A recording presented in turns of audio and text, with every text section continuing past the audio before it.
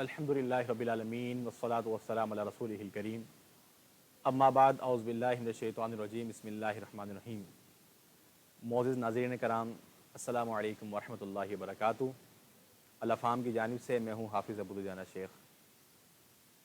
الحمدللہ آج ہم نے تراویح کے اندر 5واں سپارہ مکمل کیا ہے۔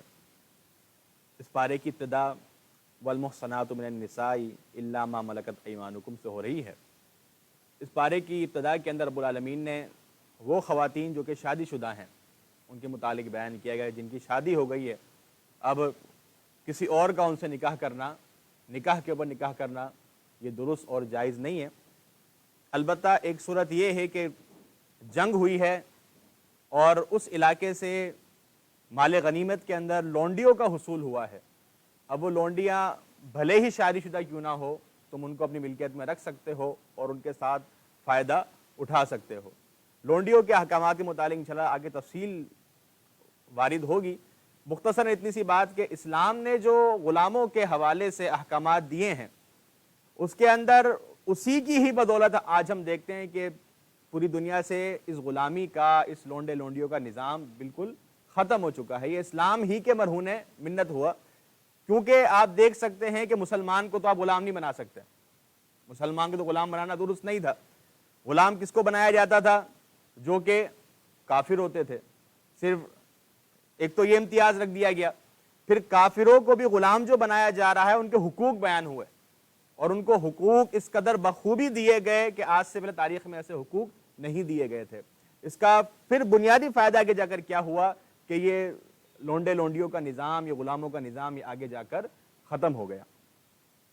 آگے شادی کے حوالے سے کچھ بنیادی باتوں کا ذکر ہوا کہ شادی کے اندر ایجاب و قبول لازمی شے ہے، طرفین کا، لڑکی کا لڑکے کا راضی ہونا ضروری ہے، ان کے اوپر اپنی مرضی تھوپنا درست نہیں ہے، دونوں کی جانب سے ایجاب و قبول والا معاملہ ہو۔ اس کے بعد مہر لازمی اور ضروری شے ہے، مہر طے کیا جائے، اور ایک اہم چیز بیان کی گئی کہ شادی کا مقصد گھر بسانا ہو۔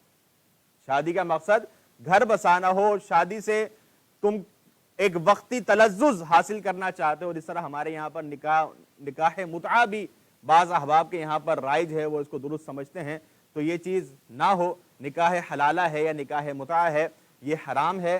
نکاح کیا جائے تو گھر بسانے کے لیے اور مستقل گھر چلانے کے لیے کیا جائے، اس کے علاوہ وقتی نکاح یا جسمانی تلذذ یا کوئی ایک حرام کاری کے طور پر نکاح کرنا یہ درست نہیں ہے۔ آگے بیان ہوا کہ خاوند اور بیوی باہمی رضامندی سے اگر مہر کی رقم کو کچھ کم کرنا چاہیں یا بیوی چاہے کہ پورا کا پورا ہی معاف کر دے تو یہ اجازت ہے یا باہمی مشورے سے یہ چیز کی جا سکتی ہے۔ آگے فرمایا گیا یا ایھا الذین آمنوا لا تأکلوا اموالکم بینکم بالباطل، کہ اے اہل ایمان تم ایک دوسرے کا مال آپس میں باطل طریقوں سے نہ کھاؤ۔ باطل طریقوں سے ایک دوسرے کا مال نہیں کھانا ہے۔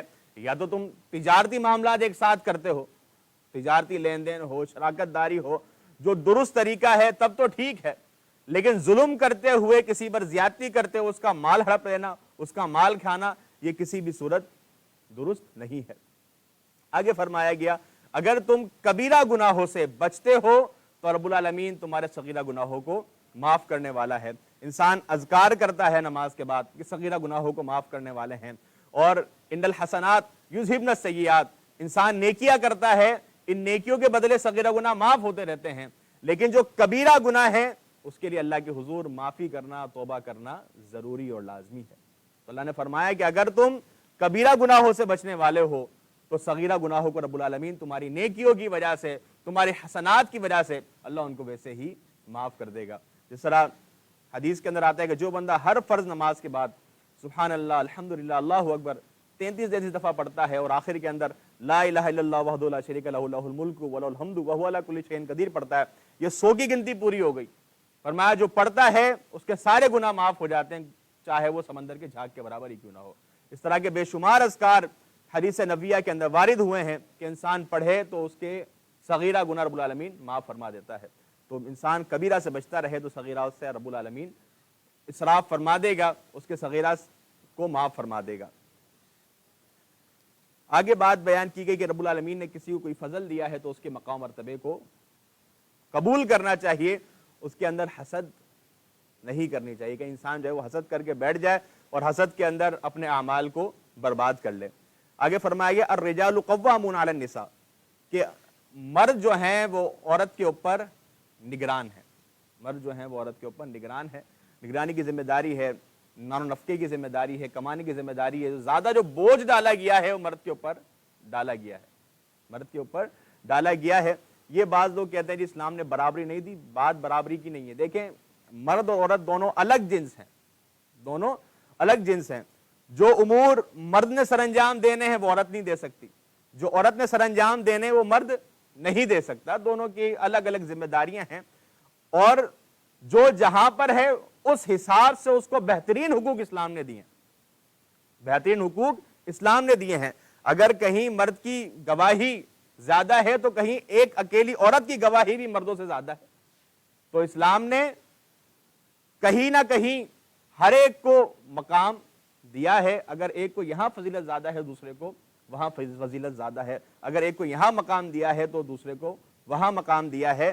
یہ بات یہ اعتراض کرنا کہ اسلام نے عورتوں کو حقوق نہیں دیے، یہ سراسر ظلم اور زیادتی اور جھوٹی بات ہے۔ تو یہاں پر جو مردوں کو قوام بنایا، مرد کے اوپر تو زیادہ ذمہ داری عائد ہوتی ہے کہ وہ کماتا ہے، دیگر چیزوں کی نگرانی کرتا ہے، پورے گھر کو سنبھالتا ہے، اور یہ ذمہ داری اس کے اوپر شریعت نے عائد کی ہے۔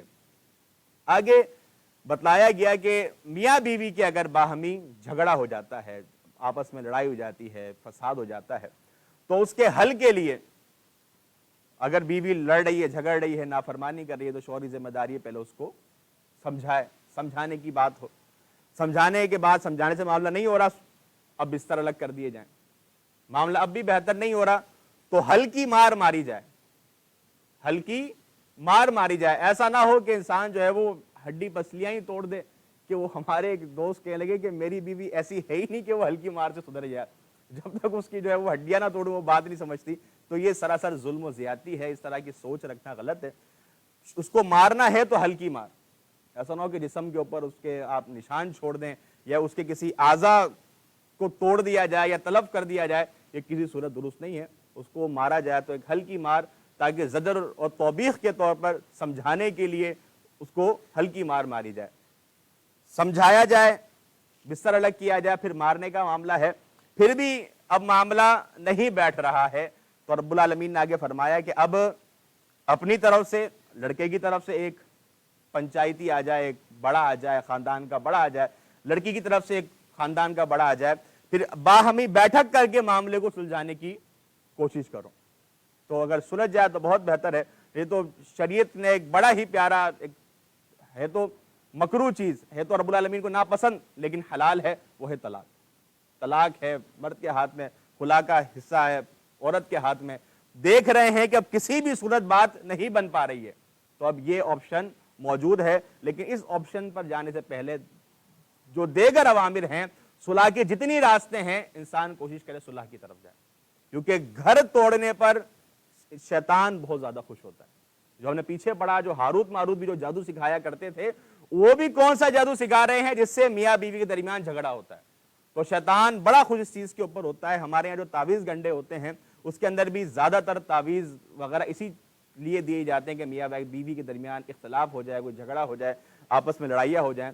رب العالمین ہمیں ان تمام امور سے محفوظ فرمائے۔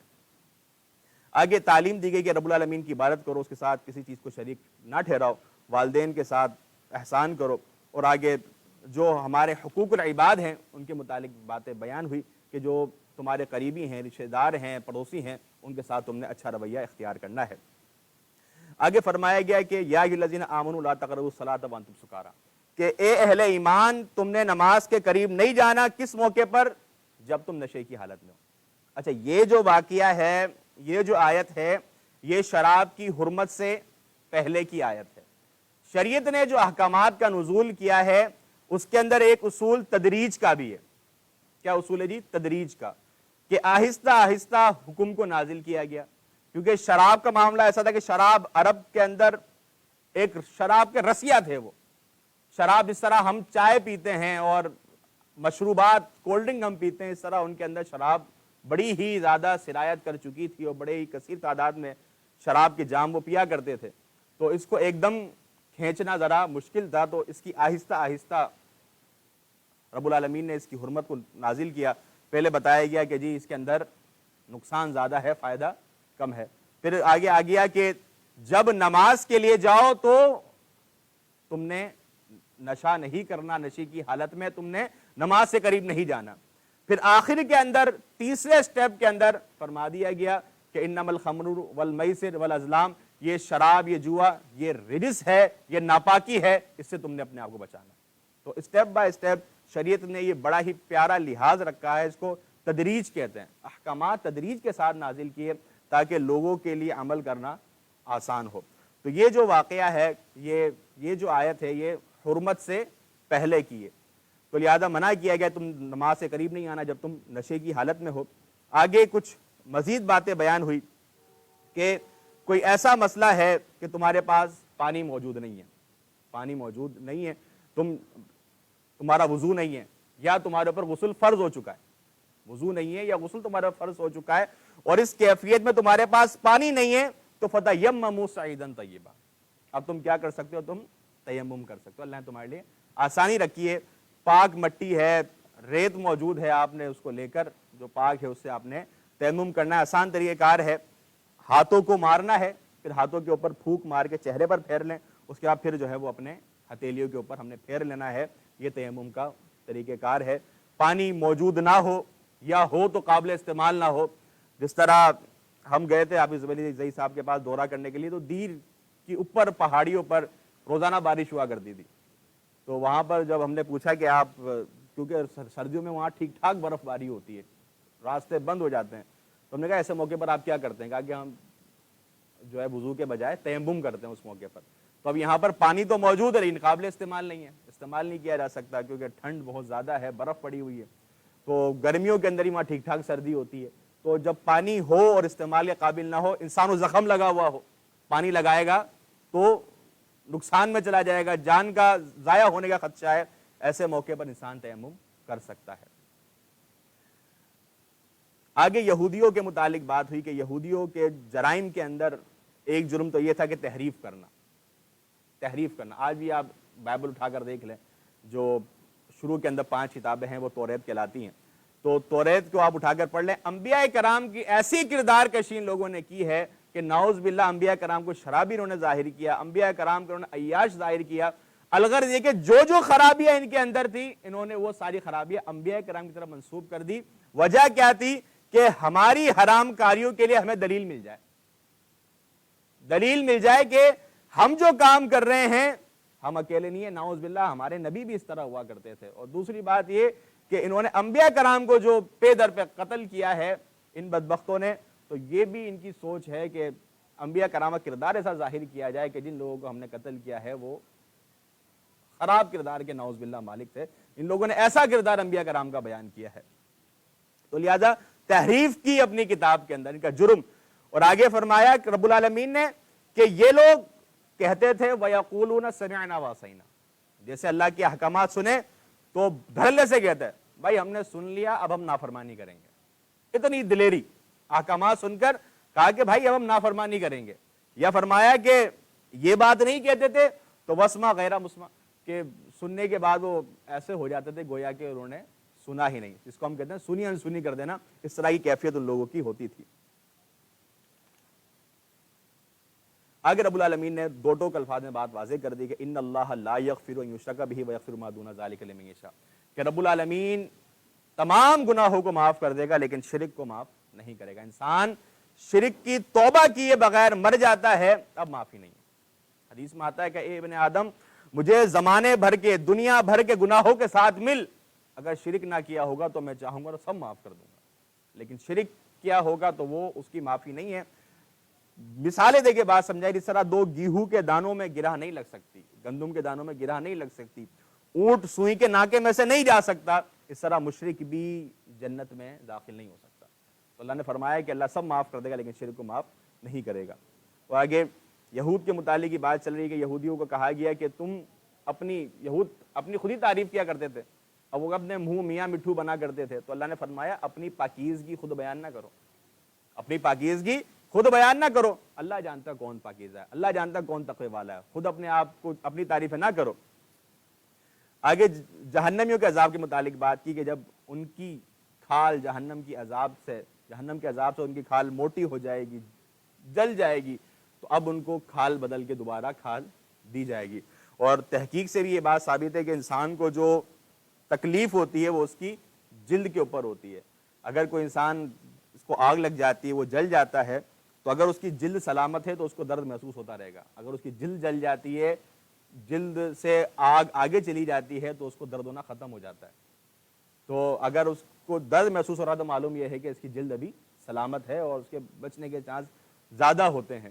تو اللہ رب العالمین نے اسی بات کو آگے یہاں بیان کی، بات تحقیق سے بھی ثابت ہوئی کہ جہنمیوں کو جلد ختم ہو جائے گی، دوبارہ جلد دی جائے گی، پھول جائے گی، موٹی ہو جائے گی، پہاڑوں جتنے ہونٹ ان کے ہو جائیں گے جہنم کی آگ کی وجہ سے، تو پھر جلد ختم کر کے ان کو نئی جلد دی جائے گی۔ آگے فرمایا گیا کہ حکومت کے جو عہدے جو ہیں وہ اہل لوگوں کو دیے جائیں۔ ہمارے یہاں قرابت داریاں چلتی ہیں اور نااہل لوگوں کو آگے لایا جاتا ہے، اور اس کے پیچھے بھی بڑے سازشیں ہیں، نااہل لوگ آئیں گے تو پھر سارا نظام درم برم ہو جائے گا۔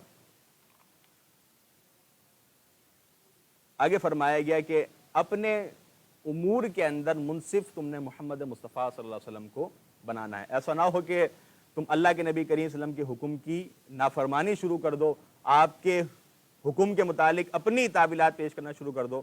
در حقیقت ہوا یہ تھا کہ حضرت زبیر رضی اللہ تعالیٰ عنہ جو آپ کے پھپھی زاد بھائی ہیں، تو ان کی زمین تھی اور ان کے ساتھ ایک اور شخصی زمین تھی، آپ کی زمین اوپر تھی، اس کی زمین نیچے تھی۔ تو جب پانی دیا جاتا تھا تو ایک اصول ہے کہ پہلے اوپر والی زمین کو پانی دیا جائے گا، جب وہ سیراب ہو جائے گی پھر پانی چھوڑ کر آگے دیا جائے گا، ایک اصولی بات تھی۔ تو یہ جب فیصلہ نبی مکرم صلی اللہ علیہ وسلم کے پاس گیا تو آپ نے سیدنا زبیر رضی اللہ تعالیٰ عنہ کو ارشاد کیا کہ آپ نے اپنی زمین کو تھوڑا سیراب کر کے پانی آگے چھوڑ دینا ہے۔ عموماً جو اصول ہے وہ کیا ہے کہ پہلے زمین پوری سیراب کی جائے پھر پانی آگے چھوڑا جائے۔ تو آپ نے کہا کہ تم نے پورا نہیں کرنا بلکہ اگلے کا خیال رکھتے ہوئے تم نے تھوڑا پانی دے کر پانی آگے چھوڑ دینا ہے۔ اب دوسرا بندہ جس کی زمین نیچے تھی، حالانکہ اس کے ساتھ بھلائی کا کام ہو رہا ہے، لیکن وہ بھڑک اٹھا اور کہنے لگا کہ آپ کا پھپھی زاد ہے اسی لیے آپ جو ہے اس کی تائید کر رہے ہیں، جب بھی آپ اس کے حق میں بات کر رہے ہیں۔ تو نبی مکرم صلی اللہ علیہ وسلم کو اس بات پر غصہ آیا کیونکہ آپ نے اس کی حمایت کی تھی اور اس کے حق میں فیصلہ دیا تھا، لیکن اس نے الٹا رویہ اختیار کیا۔ تو رب العالمین نے اس آیت کو نازل کیا۔ پھر آپ نے حضرت زبیر رضی اللہ عنہ کو حکم دیا کہ آپ کا جو حق ہے پھر آپ پورا حق لیں، پھر اس شخص کے لیے تم نے پانی چھوڑنا ہے۔ آگے انعام یافتہ لوگوں کا تذکرہ ہوا۔ سورہ فاتحہ میں ہم دعا مانگ کے آئے کہ اللہ ہمیں انعام یافتہ لوگوں کے راستے پر چلا دے۔ انعام یافتہ لوگ کون ہیں؟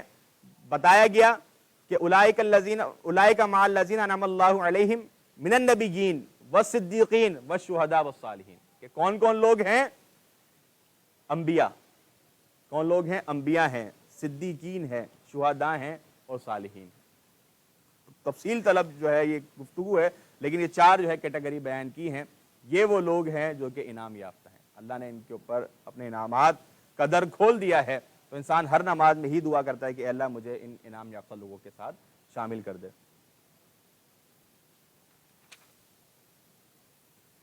آگے جی، جو ظالم کفار ہیں، جو ظلم کر رہے ہیں، مسلمانوں کو ایذا رسانی کر رہے ہیں، ان کے ساتھ قتال کا حکم دیا گیا۔ اور قتال کے بعد جب تم لوگ امن میں آ گئے ہو تو اب وہ اگر کسی دوسرے ملک کے اندر مسلمانوں کو تنگ کر رہے ہیں، مسلمانوں کو پریشان کر رہے ہیں، تو اب ذمہ داری ہے کہ تم ان مسلمانوں کی مدد کو پہنچو، تم نے ان کی مدد کرنی ہے۔ ایسا نہ ہو کہ تم امن کے اندر ہو تو تم اپنے امن کے اندر ہی خوش ہو جاؤ اور ان کی تکلیف بھول جاؤ۔ نہیں، نبی مکرم صلی اللہ علیہ وسلم نے فرمایا کہ مسلمان سب کے سب ایک جسم کی مانند ہے، کہ ایک حصے میں تکلیف ہوتی ہے تو پورا جسم محسوس کرتا ہے، تو لہذا کسی بھی حصے میں مسلمان پریشانی میں ہے تم نے ان کی مدد کے لیے پہنچنا ہے۔ آگے فرمایا اہل ایمان اللہ کے لیے جہاد کرتے ہیں، جبکہ کفار جو ہیں وہ شیطان کے لیے جہاد کرتے ہیں، شیطان کے لیے لڑتے ہیں۔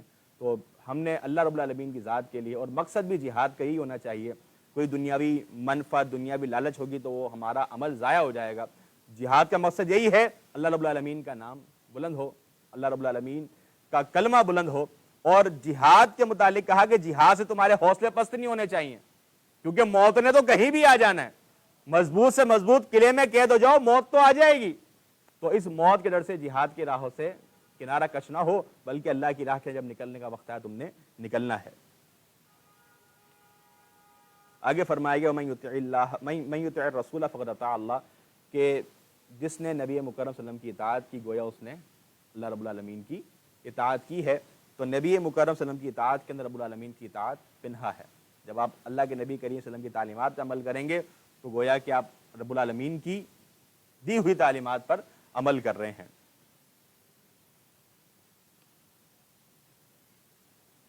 اور آگے ایک بڑی ایک اہم بات ہوئی کہ جو مسلم معاشرہ ہے، کچھ خبریں ایسی ہوتی ہیں جو کہ حکمران طبقے تک یا اوپری طبقے کے لیے ہوتی ہیں، جو کہ اگر عوام تک پہنچے گی تو عوام پریشان ہوگی، عوام کچھ کر بھی نہیں سکتی ہے، صرف پریشان ہو سکتی ہے۔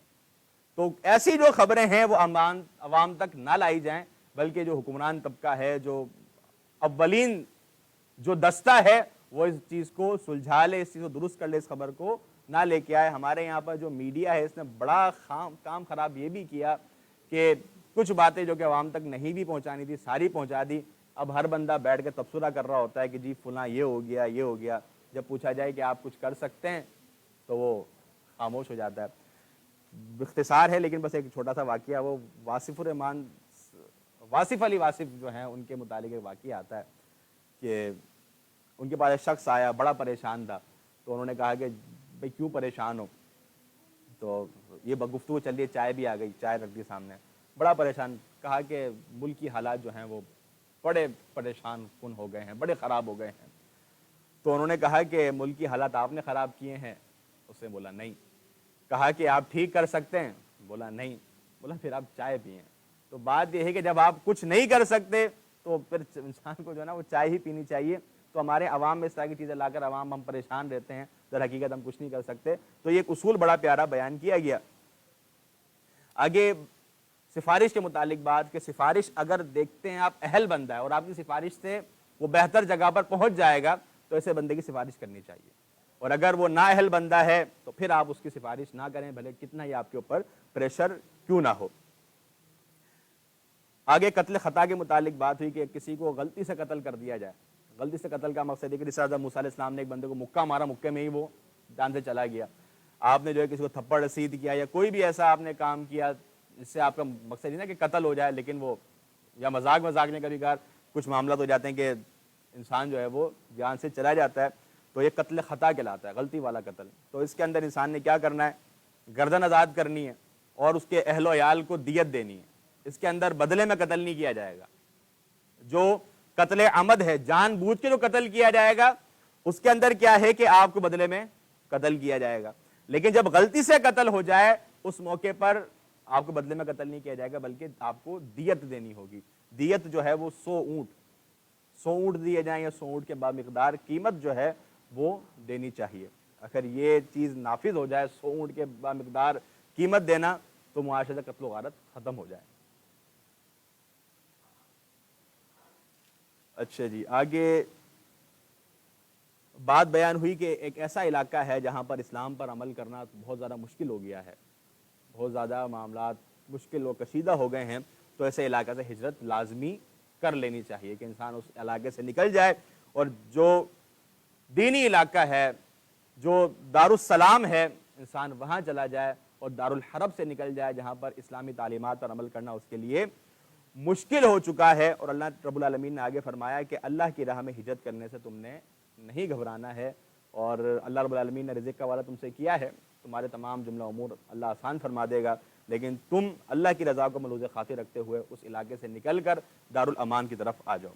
آگے خوف کی حالت کے اندر اور خوف کی حالت کے اندر قصر نماز کا حکم دیا گیا، خوف کی حالت میں نماز قصر کر سکتے ہو۔ اسی طرح جو نماز خوف کے طریقے بھی بتائے گئے کہ جب تم جہاد کر رہے ہو، دشمن و خوف تمہارے اوپر طاری ہو، اس موقع پر نماز تم قصر کرو گے، کم پڑھو گے، اور اس کے ساتھ اس کے طریقے مختلف بیان کیے گئے۔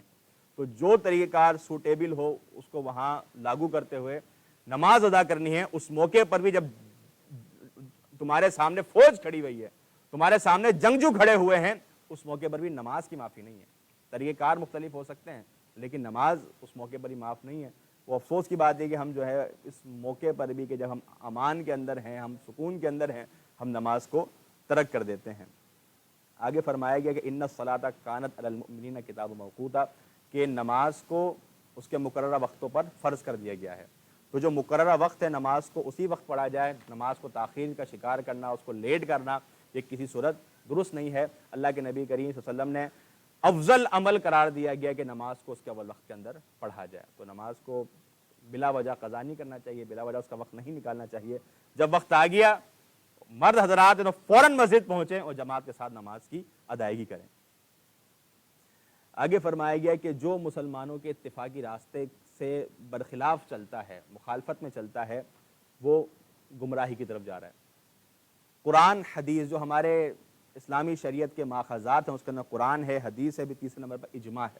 اجماع کے جو مجتہدین ہیں ان کا کسی مسئلے پر، کسی فروعی مسئلے پر اتفاق ہو جانا، تو اس اتفاق کو ماننا چاہیے، اجماع کی خلاف ورزی نہیں کرنی چاہیے، درست نہیں ہے۔ رب العالمین نے منع کیا گیا، رب العالمین نے منع فرمایا کہ جو مسلمانوں کا اتفاقی راستہ ہے تم نے اس سے روگردانی نہیں کرنی، تم روگردانی کر کے اپنا آپ خراب کر بیٹھو گے، تم جہنم کو اپنا ٹھکانہ بنا لو گے۔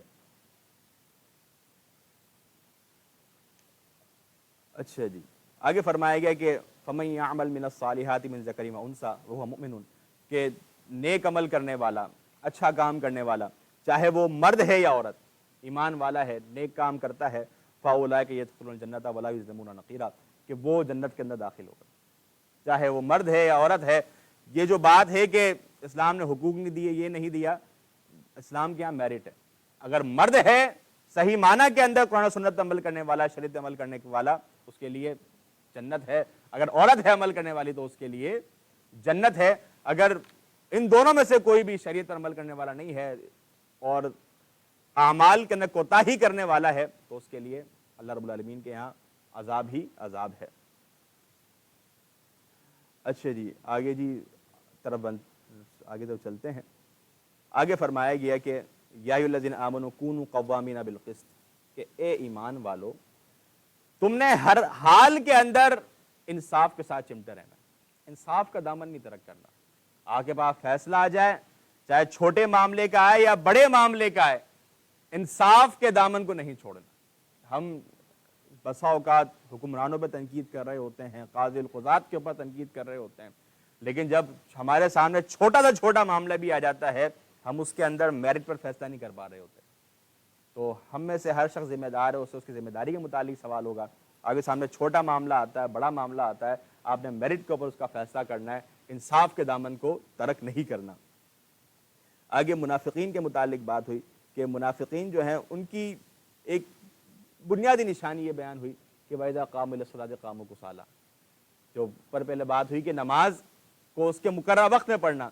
آگے منافقین کے متعلق بات ہوئی کہ منافقین نماز کے جب کھڑے ہوتے ہیں تو سستی کرتے ہوئے، نماز کو دیر سے نکالتے ہوئے، اس کا وقت جب ختم ہو جاتا ہے، اب سورج ڈوبنے کو ہو، اب وہ نماز کی طرف بھاگتے ہیں۔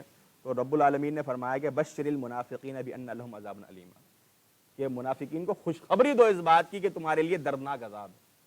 تو ان کو ایک طنز کے ساتھ، ان کو ڈراتے ہوئے کہ تمہارا ٹھکانہ کوئی اچھا نہیں ہے، کہ تم یہ نفاق کے اوپر چل رہے ہو، اور جو بندہ منافقین والے طرز اپنا رہا ہے اس کو بھی اپنی عاقبت کی فکر کرنی چاہیے، اس کو اہل ایمان کے صف میں کھڑا ہونا چاہیے۔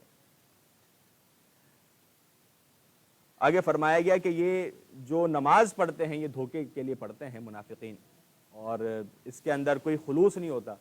تو ہمیں بھی چاہیے کہ جب نماز پڑھیں تو اس کے اندر ریاکاری نہ ہو۔ یہ ریاکاری کا عنصر منافقین کا کام ہے، اہل ایمان کا کام نہیں ہے۔ اہل ایمان نماز پڑھیں یا کوئی بھی عمل کریں، وہ عمل خالصتاً اللہ رب العالمین کی رضامندی کے لیے کرتے ہیں، اس میں ذرہ برابر بھی دکھلاوا نہیں ہوتا۔ تو نماز پڑھنی ہو، کوئی بھی نیک کام کرنا ہو، زکوٰۃ دینی ہو، خرچ کرنا ہو، جو بھی ہو خلوص کے ساتھ کریں، اللہ رب العالمین کی رضا کو ملحوظ خاطر رکھتے ہوئے کریں۔ جب ریاکاری آئے گی وہ عمل باطل ہو جائے گا۔ آگے اس پارے کے آخر کے اندر رب العالمین کا بڑا ہی پیارا وعدہ بیان ہوا کہ ما یفعل اللہ بعذابکم ان شکرتم وآمنتم وکان اللہ شاکرا علیما۔ اللہ رب العالمین کا وعدہ ہے کہ اللہ رب العالمین تمہیں عذاب دے کر کیا کرے گا اگر تم اللہ کا شکر ادا کرتے ہو اور اللہ کی ذات پر ایمان لے کر آتے ہو۔ یہ تو ہمارے اندر خامی ہے کہ ہم ایمان کی راہ کو چھوڑ دیتے ہیں، اللہ کی نعمتوں کی ناشکری شروع کر دیتے ہیں اور خود کو اللہ کے عذاب کا مستحق بنا لیتے ہیں، پھر ہمارے اوپر عذاب الہی کا نزول ہو جاتا ہے۔ تو رب العالمین نے فرمایا اگر تم ایسے کام نہیں کرو گے اللہ تمہیں عذاب کیوں دے گا؟ آگے ہم پڑھیں گے رب العالمین نے فرمایا کہ جو بھی فساد موجود ہے تمہارے ہاتھ کا کمایا ہوا ہے، یہ تمہارے اعمال کا نتیجہ ہے، تمہاری حرکتوں کا نتیجہ ہے۔ اللہ کی ذات تو ظلم کرنے والی نہیں ہے، وہ عذاب کیوں دے گی اگر تم اس کے فرما بردار بندے بن جاؤ گے؟